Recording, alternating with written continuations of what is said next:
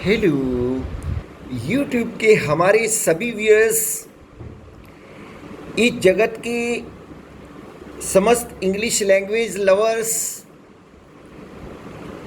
समस्त गूगल परिवार, यूट्यूब परिवार व सेवारत कर्मचारियों, आप सभी का मुझ दिनेश खुल्लर के चैनल ट्रू लाइफ सॉन्ग्स पर बहुत बहुत स्वागत, अभिनंदन व नमस्कार। मेरे प्यारे बच्चों, स्पोकन इंग्लिश क्लास में अब मैंने कुछ ऐसे मटेरियल्स को डालना आरंभ किया है जो कि आपकी जॉब कंपटीशन टेस्ट्स के लिए बहुत उपयोगी रहेगा। व्यूअर्स, एक तरफ आपकी इंग्लिश लैंग्वेज अच्छी बनेगी, आप लोगों से अच्छा बोल पाएंगे, दूसरी तरफ आपकी कंपटीशन टेस्ट की तैयारी हो जाएगी। व्यूअर्स, एक पंथ दो काज। तो viewers, we will kill two birds with one stone. तो लाभ ही लाभ है व्यूअर्स। 10-15 मिनट का अगर क्लास आपको कुछ जीवन में अलग से कुछ दे जाती है तो व्यूअर्स उसको जरूर अटेंड करना चाहिए व्यूअर्स, और ध्यानपूर्वक उसे सुनना है, अमल में लाना है, और जो नोट करने वाली चीज़ें हैं उसको नोट करना है व्यूअर्स। तो व्यूअर्स, जैसा आपको मालूम है, मैंने वोकैब, सिनोनिम्स, एंटोनिम्स, ये पहला स्टेप है हमारा। इसी में वोकैब कवर हो जाती है, इसी में इसके सिनोनिम और एंटोनिम्स। व्यूअर्स, दो शब्द लेकर आता हूँ, उसके बारे में आपको मैं डिटेल बताता हूँ। ये सभी शब्द बहुत बार अन्य कंपटीशन टेस्ट में भी आ चुके हैं व्यूअर्स, और आगे भी आने की इनकी संभावना है। तो इसलिए व्यूअर्स, इनको अपने पास नोट भी अवश्य कीजिए। तो पहला वर्ड है इनसरमाउंटेबल। इनसरमाउंटेबल मेरे प्यारे बच्चों, इनसरमाउंटेबल का मतलब क्या होता है? ये एक एडजेक्टिव है व्यूअर्स। इसका स्पेलिंग है INSURMOUNTABLE। फिर से सुनिए, INSURMOUNTABLE। इसका मतलब होता है बच्चों, दुर्गम, जिसका समाधान असंभव हो। तो व्यूअर्स, तो हम जैसे इसको वाक्य में अगर प्रयोग करें तो ऐसे होगा, handling this problem month after month seemed an insurmountable task. सुनिए, handling this problem month after month seemed an insurmountable task. मतलब हर महीने, आने वाले महीनों में ये समस्या को जो सामना करना होता है, ऐसा लगता है ये दुर्गम है, बहुत, इसका समाधान असंभव है, ऐसा कहा जा रहा है। व्यूअर्स, इसका अगर हम सिनोनिम्स की बात करें तो इसमें इनसुपरेबल और जैसे INSUPERABLE, इनसुपरेबल। दूसरा वर्ड इसके लिए हम कह सकते हैं इनविंसिबल, INVINCIBLE। तीसरा वर्ड हम दे सकते हैं अनकॉन्कर्ड, अनकॉन्करेबल कह दो, UNCONQUERABLE। चौथा वर्ड है होपलेस, HOPELESS। और पांचवा वर्ड है अनअसेलेबल, UNASSAILABLE। मेरे प्यारे बच्चों, ये है इसकी सिनोनिम्स। आप इंश्योरेबल, इनविंसिबल, अनकॉन्करेबल, होपलेस, अनअसेलेबल, इनमें से कोई भी शब्द आपका कंपटीशन टेस्ट के अंदर आंसर अल्टरनेटिव में हो सकता है व्यूअर्स। तो आप इन सभी को अच्छे से दिमाग में बिठाइए।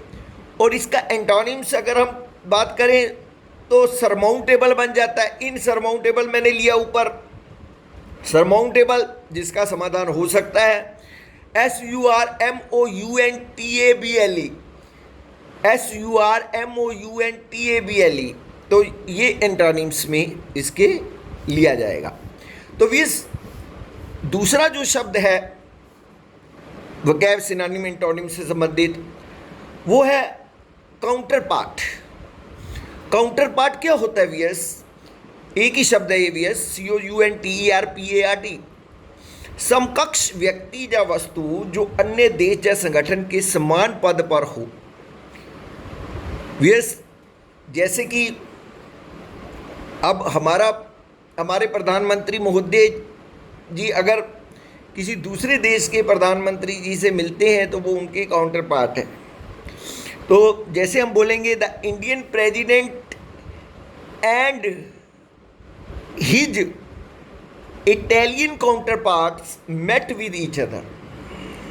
तो जब हमने इटालियन काउंटर पार्ट बोल दिया वियस, तो इसका मतलब वो भी प्रेसिडेंट ही है, ये भी प्रेसिडेंट है, तो वो आपस में एक दूसरे से मिले। तो वियस सिनोनिम्स की बात करें तो इसमें equivalent, EQUIVALENT, peer, PEER, equal, EQUAL, parallel, PARELLEL, correlative, CORELATIVE, equal, peer, equivalent, parallel, correlative. तो ये सारे शब्द वियस इसके सिनोनिम्स में लिए जा सकते हैं। और एंटोनिम्स में इसके लिए है अपोजिट, APPOSITE। दूसरा वर्ड है कन्वर्स, CONVERSE।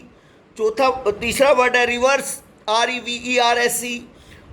और चौथा वर्ड है इसका एंटीथीसिस, ANTITHESIS।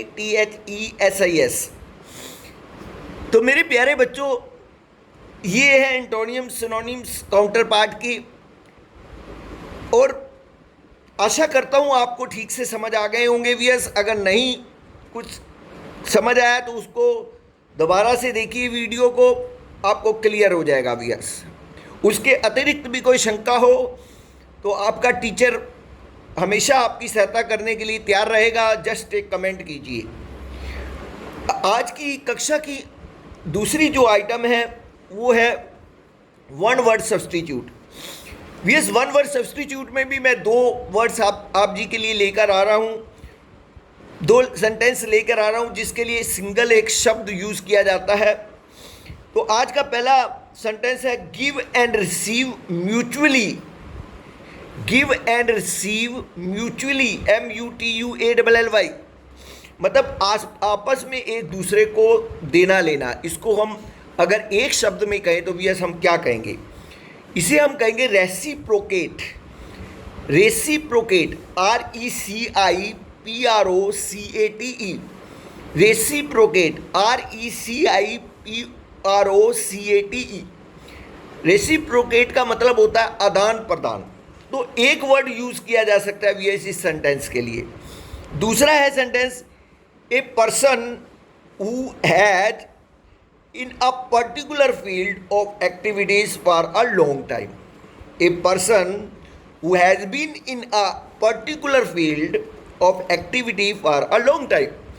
तो कहने का अभिप्राय यह है वियस कि कोई ऐसा व्यक्ति जो कि किसी कार्य में बहुत लंबे समय से कार्य कर रहा है। वीर, अब वो जो लंबे समय से कार्य कर रहा है वो एक अनुभवी व्यक्ति है। तो अनुभवी के लिए हम क्या शब्द यूज करेंगे?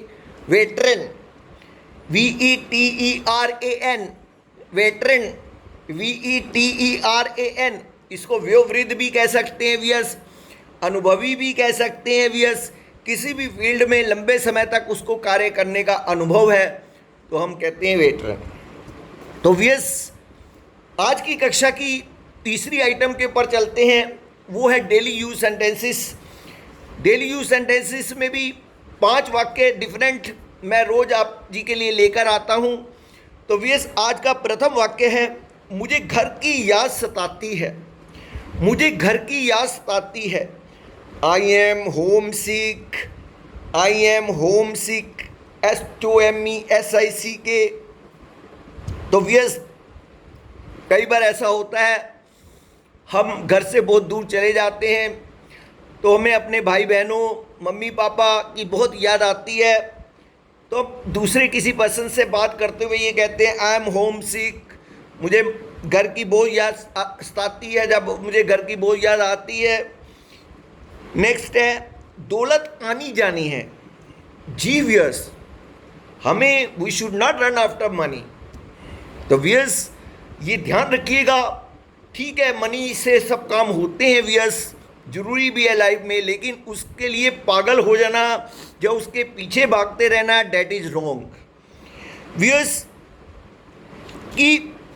और दौलत जो है एक ऐसी चीज़ है व्यस, जो आज मेरे पास है, कल आपके पास है, परसों थर्ड किसी पर्सन के पास होगी व्यस।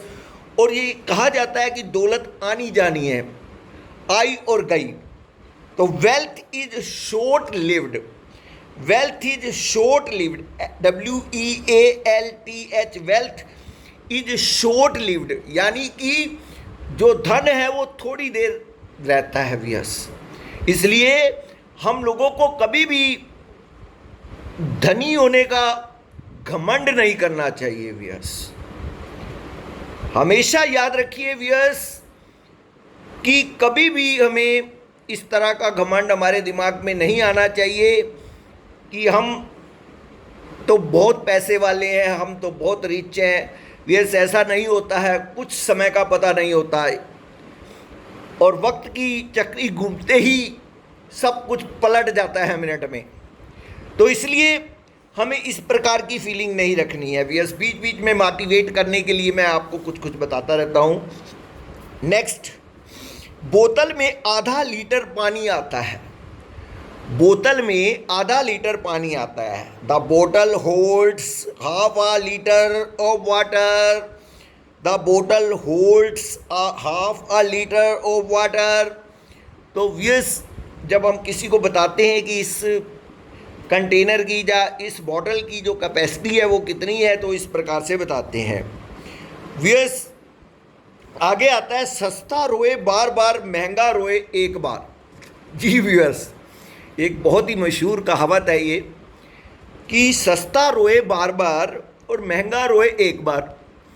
तो व्यस कई बार ऐसा होता है कि हम कोई चीज़ हमें सस्ती मिलती है तो हम उस तरफ भाग जाते हैं, हम मनी को देखते हैं कि यार ये चीज़ बहुत सस्ती मिल रही है, इस समय इसे खरीद लो, चाहे वो चीज़ ज़्यादा समय तक हमारा साथ दे या ना दे, हमें इसके बारे में कुछ मालूम नहीं। और होता भी यही है कि वो ज़्यादा देर समय साथ नहीं देती।